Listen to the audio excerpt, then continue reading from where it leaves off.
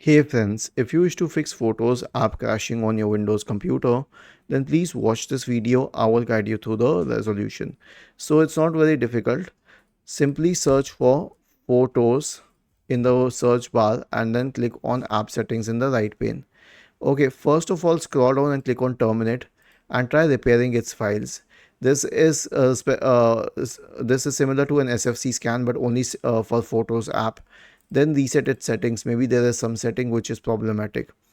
Now, if both of these help, well and good. If not, just uninstall the app.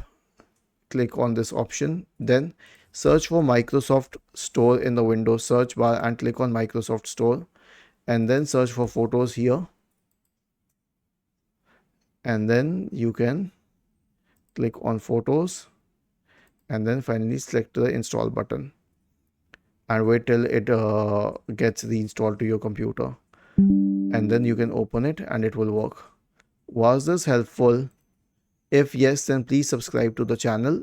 If not, then let us know in the comment section of the video on how we could help you further. Thank you for watching this video and have a nice day.